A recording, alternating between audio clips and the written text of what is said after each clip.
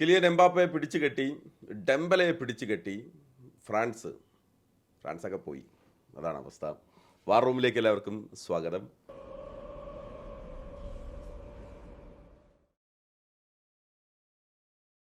ഇന്നിപ്പം രണ്ടാൾക്കാർ സന്തോഷത്തിൽ ഇങ്ങനെ നിൽക്കുകയാണ്. കപ്പെടുക്കാൻ എടുത്തുയർത്താൻ ഉള്ള ഒരു ഒരുക്കത്തിലാണോ ഫസി? സ്വാഭാവികമായിട്ട് ഈ ഒരു ഒറ്റ കളി മാത്രം മതി ഈ ഒരു ടീമിന്റെ ക്വാളിറ്റി എന്താണെന്ന് തെളിയിക്കാൻ. കാരണം നമ്മളെല്ലാവരും അത്രയും ഹൈപ്പ് ചെയ്തൊരു അറ്റാക്കാണ്. ആ അറ്റാക്കിനെ കൊണ്ട് ഒരൊറ്റ ഗോൾ പോലും പഠിപ്പിച്ചില്ല എന്നുള്ളതാണ്. അവസാന നിമിഷം വരെ ഗോൾ കീപ്പറെ ട്രൈ ചെയ്യിക്കുന്ന ഒരു പന്ത് പോലും വന്നില്ല എന്നുള്ളതാണ്. അതായത് ആ ഒരു ടീമിന്റെ ക്വാളിറ്റി എന്താണെന്ന് അവർ തെളിയിച്ചു കഴിഞ്ഞു. നമ്മളിത് ഫൈനലിന് മുമ്പുള്ള ഒരു ഫൈനൽ എന്ന് പറയുന്നില്ലേ, ഈ ഫൈനൽ വിജയിച്ചു. ഇനിയുള്ള അടുത്ത എതിരാളികൾ ആരായിരുന്നാലും സുഖമായിട്ട് അടുത്ത റൗണ്ട് മത്സരം വിജയിച്ച് കപ്പ് ഉറപ്പിക്കുക എന്നുള്ളതാണ്.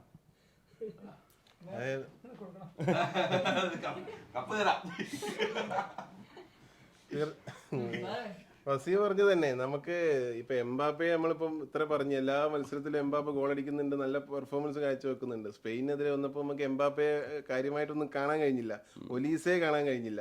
മൊത്തത്തിൽ അവരുടെ അറ്റാക്ക് മിഡ്ഫീൽഡിലെ കളി കാര്യമായിട്ട് കൊണ്ടുപോകാൻ കഴിഞ്ഞിട്ടില്ല.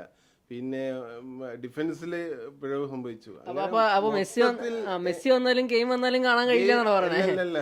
ഇതായിരുന്നു ഫൈനൽ. ഇന്നത്തെ മത്സരമായിരുന്നു നമ്മൾ ഫൈനലായിട്ട് കണക്കാക്കിയിരുന്നത്. ആ ഫൈനൽ മത്സരം സ്പെയിൻ വിജയിച്ചു, സ്പെയിൻ ഫൈനലിലെത്തി. ഇനി കിരീടത്തിലേക്കുള്ള ഒരു ചെറിയ മത്സരം എന്ന് മാത്രമേ.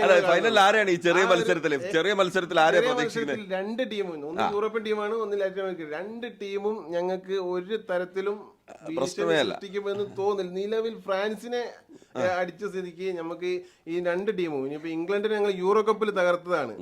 അർജന്റീനക്കെതിരെ ഞങ്ങൾക്ക് 6-1 ഒരു റെക്കോർഡുണ്ട്, മുമ്പത്തെ റെക്കോർഡുണ്ട്. അത്തരത്തിൽ നല്ല റിസൾട്ട് സ്പെയിന്, മാനസിക മുൻതൂക്കം ഈ രണ്ട് ടീമിനെതിരെ ഉണ്ട്. അതുകൊണ്ട് തന്നെ ഫ്രാൻസിനെ അടിച്ചു വരുന്ന സ്പെയിനെ അവർ കരുതിയിരിക്കേണ്ടതാണ്. ഫ്രാൻസ് തോറ്റതില് ഈ പഴയ ബ്രസീൽ ആരാധകരുടെ പ്രാക്കും നിങ്ങൾക്ക് അതുണ്ടാവും. ഈ മാഡ്രിഡ് കഴിഞ്ഞാലേ രണ്ട് സ്പെയിൻ ഫാൻസ് ഒരുമിച്ചുള്ള ഏക സ്ഥലം മീഡിയ കൊണ്ടാണെന്നാണ് എനിക്ക് തോന്നുന്നത്. ഒരാളും കൂടി ഉണ്ടെന്ന് തോന്നുന്നല്ലേ? അല്ലേ സത്യത്തിലേ, ഒരു പാട്ടുണ്ടല്ലോ മറ്റേ ഇൻസ്റ്റയിൽ, എന്താണ് ശരിയാ കാടിലേക്ക് വരുന്ന കൊമ്പനെ തളച്ച, ആ പാട്ട് പോലെയാണ് സത്യത്തിൽ. ഇന്ന് ഇവർ ഭയങ്കര ഹൈപ്പർ അറ്റാക്ക് ആയിരുന്നു. ഇവർ ഭയങ്കര കൊടുങ്കാറ്റിന്റെ വേഗം. ഞാനൊക്കെ തന്നെ വീഡിയോ ചെയ്തിട്ടുണ്ട്, മെഷീൻ ഗണ്ണുണ്ട് മറ്റേ ഗണ്ണുണ്ട് എന്നൊക്കെ. പക്ഷെ സത്യത്തിൽ സ്പെയിൻ വളരെ ബുദ്ധിപരമായിട്ട് കളിച്ചിട്ട് വരെ ഔട്ട് ക്ലാസ് ചെയ്തു എന്ന് തന്നെ പറയാം. കാരണം ഇവർക്ക് ഒരു മത്സരത്തിന്റെ ആദ്യ മിനിറ്റ് മുതൽ 97 മിനിറ്റ് വരെ ഒരു മൊമെന്റിൽ പോലും ഫ്രാൻസിന് അനുകൂലമായിട്ട് ഒരു മൊമെന്റ് എല്ലാവരും വലിയ ഭീഷണി ഉണ്ടാക്കാൻ പറ്റില്ല. പിന്നെ പ്രത്യേകിച്ച് എന്താ വെച്ചാൽ ഫ്രാൻസിന് കണക്കൂട്ടൽ തെറ്റിച്ചത് ആ പെനൽറ്റി ഗോൾ വന്നതോടെ ഇവരുടെ പ്ലാനൊക്കെ തെറ്റി. കാരണം അത് ഒരിക്കലും ഒരു ഗോളിൽ ആവുന്ന പ്രതീക്ഷിച്ചൊരു മുന്നേറ്റമല്ലായിരുന്നു. ശരി, അപ്രതീക്ഷിതമായി പെനൽറ്റി വന്നു, സ്പെയിൻ ഒരു ഗോളിന് മുന്നിലെത്തി. അപ്പോൾ തന്നെ ദശാംശത്തിന്റെ എല്ലാം പോയി. കഴിഞ്ഞ ലോകകപ്പിലെ അർജന്റീനക്കെതിരെ കളിച്ചൊരു ഫ്രാൻസ് ഉണ്ടല്ലോ, അപ്പൊ ആ പ്രകടനം നമ്മൾ ചിലരെങ്കിലും ആ രീതിയിൽ നമ്മൾ ആലോചിച്ചു, അതിലേക്ക് തിരിച്ചു വരുമെന്ന്, ഫ്രാൻസിന്റെ ഒരു കമ്പാക്ക്. പക്ഷെ അതുണ്ടായിട്ടില്ല. തീർച്ചയായിട്ടും. അല്ല, നമ്മൾ എല്ലാവരും എംബാപ്പയെ കളിക്കുന്നത് സത്യത്തിൽ ആ ഒലീസയാണൊന്ന് ഭയങ്കരമായി നിരാശപ്പെടുത്തിയത്. ഈ ടൂർണമെന്റിൽ ഇതുവരേക്കും ഹൈപ്പിന്റെ പരകോടി എന്ന പ്ലെയർ ഇന്ന് സത്യത്തിൽ ബോൾ പോലും കാൽമ നിൽക്കാത്ത അവസ്ഥയായിരുന്നു. ഒലീസ പോയതോടെ തന്നെ ഫ്രാൻസ് ഓൾമോസ്റ്റ് തീർന്നു എന്നുള്ളതാണ് എനിക്ക് തോന്നുന്നത്. പിന്നെ ആകെ ഒരു പ്രതീക്ഷ എന്ന് പറയുന്നത് ഈ ദശാംശി സബ്സ്റ്റിറ്റ്യൂട്ടൊക്കെ ചെയ്തിട്ട് കളി മാറ്റാൻ കെൽപ്പുള്ള ആളാണ്. കാരണം അത്രയും ബെഞ്ച് സ്ട്രെങ്ത് ആണല്ലോ. പിന്നെ ഈ എംബാപ്പ വന്നിട്ട് എന്തെങ്കിലുമൊക്കെ ചെയ്യുമെന്ന് വിചാരിച്ചു, ഒന്നും നടന്നില്ല. സത്യത്തിൽ ഫൈനലിലുള്ള ഫൈനലിനൊക്കെ ഹൈപ്പ് ഉള്ളെങ്കിലും ഒരു ന്യൂട്രൽ ഫാൻസിന് വലിയൊരു ആവേശമൊന്നും ഉണ്ടെന്ന് എനിക്ക് തോന്നുന്നില്ല. ഈ പറഞ്ഞ പോലെ സ്പെയിൻ്റെ സ്ട്രെങ്ത് എന്തായിരുന്നു? മിഡ്ഫീൽഡായിരുന്നു. സ്പെയിൻ അവരുടെ സ്ട്രെങ്ത് വെച്ച് കളിച്ചു, ഫ്രാൻസിൻ്റെ സ്ട്രെങ്ത്തിനെ തകർത്തു. അതാണ് ഉണ്ടായത്. ഇപ്പം ഈ പറഞ്ഞ പോലെ ഒലീസയ്ക്കുള്ള പാസും ഒലീസ അവസാനം ബാക്കിലേക്ക് ഇറങ്ങി വന്നിട്ട് പന്തെടുത്ത് തുടങ്ങി. പക്ഷെ എന്നിട്ടും ആ ഒരു അറ്റാക്കിലേക്ക് പന്ത് എത്തുന്നില്ല. അപ്പോൾ ഇന്നിപ്പോൾ പെഡ്രി ഇറക്കിയില്ല. അപ്പോൾ അത് കൃത്യം മൂവായിരുന്നു. അത് ആ ഫാബിയൻ റൂയിസ് എന്ന് പറഞ്ഞ പ്ലെയർ അറ്റാക്കിലും അതേപോലെ ഒരേപോലെ ഇൻഫ്ലുവൻഷ്യലാണ്, ഡിഫൻസിലും ഒരേപോലെ ഇൻഫ്ലുവൻഷ്യൽ ആയിട്ടുള്ള ഒരു പ്ലെയറിനെ ഇറക്കിയത് കൃത്യം മൂവായിരുന്നു അത്.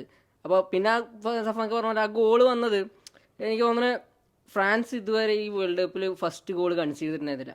അപ്പം അത് ടെസ്റ്റ് ചെയ്തു അവരെ. ഫസ്റ്റ് ആ ഗോൾ കൺസീഡ് ചെയ്തപ്പോൾ ഇതുവരെ വേൾഡ് കപ്പിൽ എക്സ്പീരിയൻസ് ചെയ്തൊരു അറ്റ്മോസ്ഫിയറാണ് അവർ കിട്ടിയത്. ആ ഒരു എക്സ്പീരിയൻസ് ആണ് അവർ കിട്ടിയത്. അപ്പോൾ അതിൽ തളർന്നു എന്ന് പറയണം. പക്ഷേ സ്പെയിനിൻ്റെ കാര്യം ഞാൻ പറയട്ടെ, സ്പെയിൻ ഇതുവരെ അധികം കൺസീഡ് ചെയ്തിട്ടില്ല തോന്നുന്നു. അപ്പം ഇനി ഫൈനലിൽ വരുന്ന ഏത് ടീമായാലും ഫസ്റ്റ് ഗോൾ അടിക്കലായിരിക്കും എനിക്ക് തോന്നുന്നത്. ഇംഗ്ലണ്ട് ആയാലും അർജന്റീന ആയാലും അവരുടെ ഫസ്റ്റ് ലക്ഷ്യം എന്ന് പറയുന്നത് ഫസ്റ്റ് ഗോൾ അടിക്കലായിരിക്കും. അപ്പം അത് തന്നെയാണ് എനിക്ക് അങ്ങനെ ഉണ്ടാവാൻ സാധ്യത. പിന്നെ ഇന്നത്തെ മത്സരത്തിലെ പെഡ്രോ പോറോന്റെ ഒരു പെർഫോമൻസ് ഒക്കെ വളരെ മികച്ചതായിരുന്നു. നമ്മൾ പലപ്പോഴും ഫ്രാൻസിനെതിരെയുള്ള കളി വന്നപ്പോൾ നമ്മൾ ലോറന്റീനെ ഇറക്കിയില്ല, എന്തുകൊണ്ട് പെഡ്രോ പോറോ ഇറങ്ങി എന്നുള്ളൊരു ഇതൊക്കെ പറഞ്ഞിരുന്നു. കാരണം കുറച്ച് ഒഫൻസീവായിട്ട് കളിക്കുന്ന പ്ലെയറാണ്, ഡിഫൻസീവായിട്ട് അത്രയും ഇൻവോൾവ് ചെയ്യില്ല. പക്ഷെ ഇന്നത്തെ ആ രണ്ടാമത്തെ ഗോള് പെഡ്രോ പോറോന്റെ മികച്ചൊരു ടീം ഇന്ന് സ്പെയിനിൽ എനിക്ക് 2 താരങ്ങൾ, ഒന്ന് ഗോൾ കീപ്പർ ഉനൈ സിമോന്റെ, അദ്ദേഹത്തിന് വലിയ ഈ പറഞ്ഞ പോലെ ഒരു ഗോളെന്നുറച്ച ഷോട്ടൊന്നും അദ്ദേഹം എടുത്തില്ലെങ്കിൽ അദ്ദേഹത്തിന്റെ എനർജി ആകെ മൊത്തത്തിൽ ആ ബാക്ക് ലൈനിൽ മൊത്തത്തിൽ കാണായിരുന്നു. പിന്നെ ഒന്ന് കുമാർ കുക്കുറയ്യ, അസാധ്യമായിട്ടുള്ള ഒരു പെർഫോമൻസ്.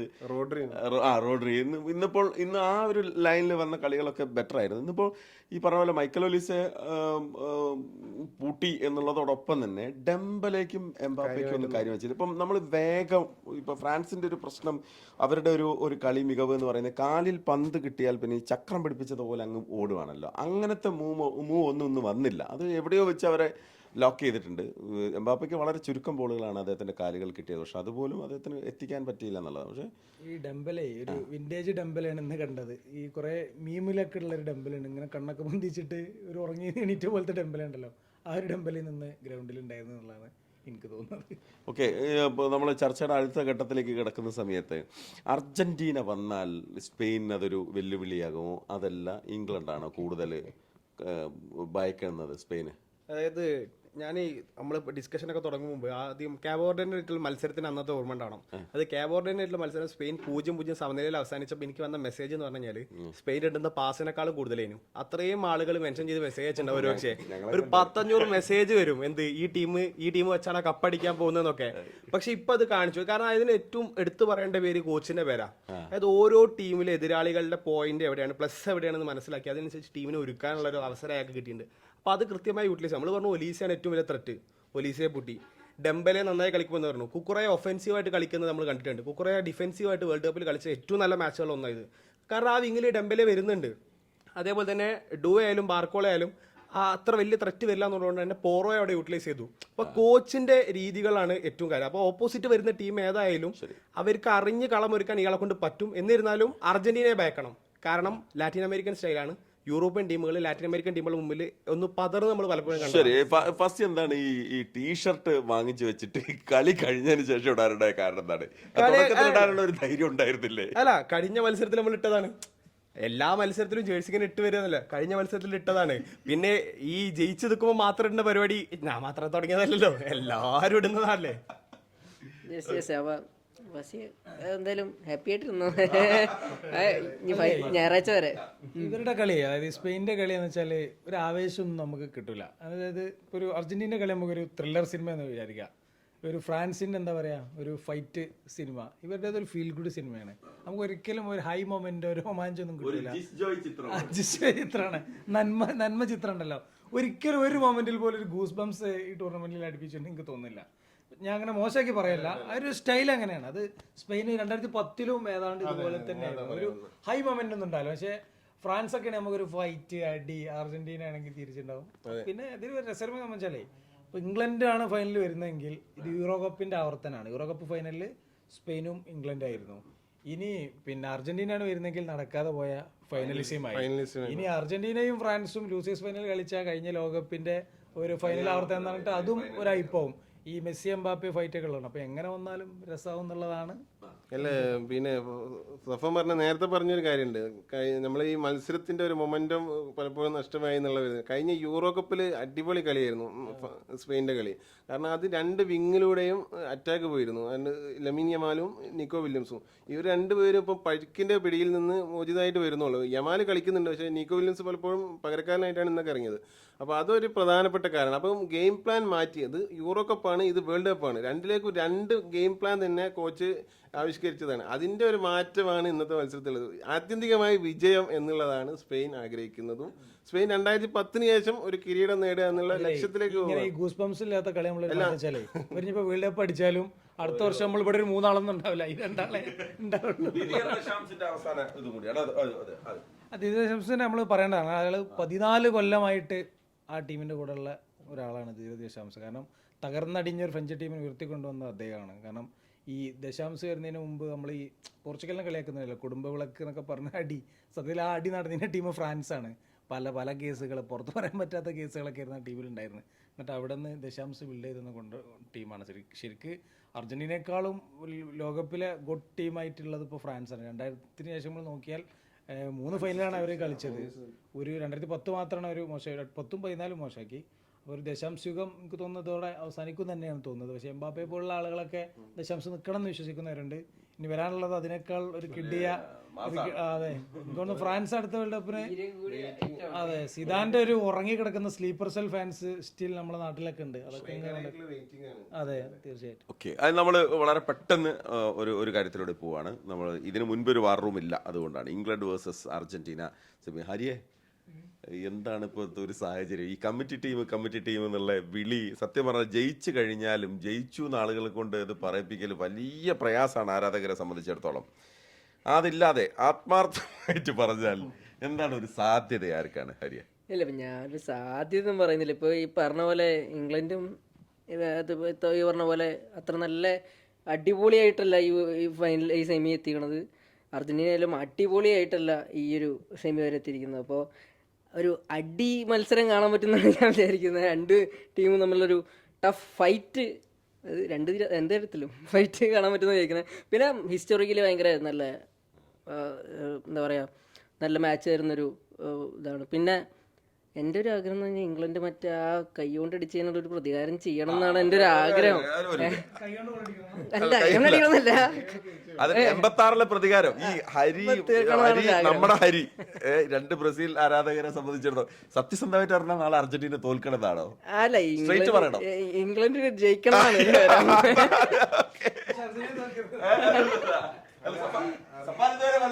അല്ല എനിക്ക് ഇതൊരു ഇന്നത്തെ മത്സരം പോലെ ആവില്ല.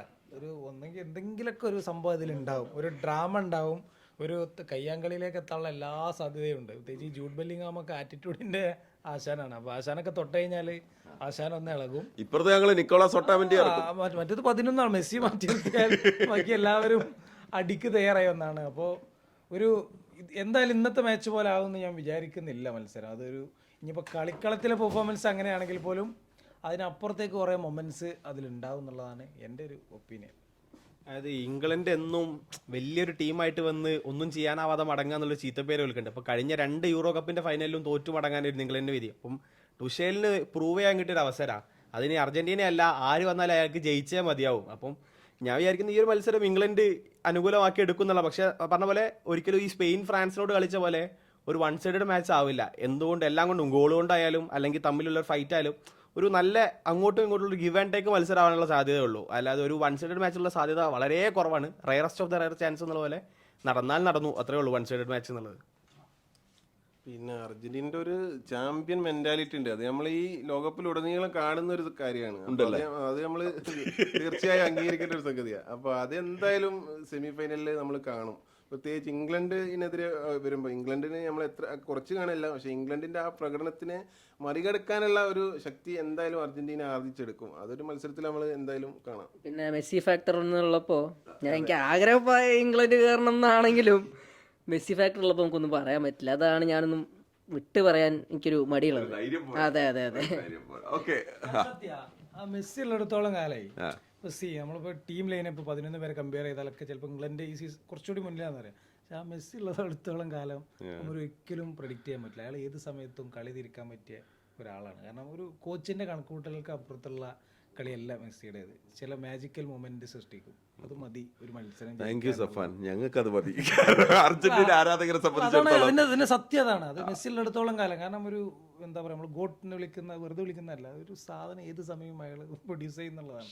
അപ്പോൾ നമ്മൾ 80 മിനിറ്റ് വരെ മോശം കളിച്ച മത്സരത്തിലാണ് അദ്ദേഹം ഏറ്റവും അവസാനത്തെ 10 സ്പെല്ല് അതിൻ്റെ ഏറ്റവും രസമുള്ള റീലുണ്ട്. അതായത് 80 മിനിറ്റ് കഴിഞ്ഞിട്ട് ഈ സബ്സ്റ്റിറ്റ്യൂട്ടായി വരുന്നത് പഴയ മെസ്സിയാണ്, മുടിയൊക്കെയുള്ള പൈസയിലെ മെസ്സി വന്നിട്ടാണ് അവസാനത്തെ 15 മിനിറ്റ് കളിക്കുക എന്ന് പറയുന്നത്. അപ്പം മെസ്സി ഉള്ളിടത്തോളം കാലം നെവർ ഒരിക്കലും ഈസി വാക്ക് അവർ കൊടുക്കരുത് എന്നുള്ളതാണ്.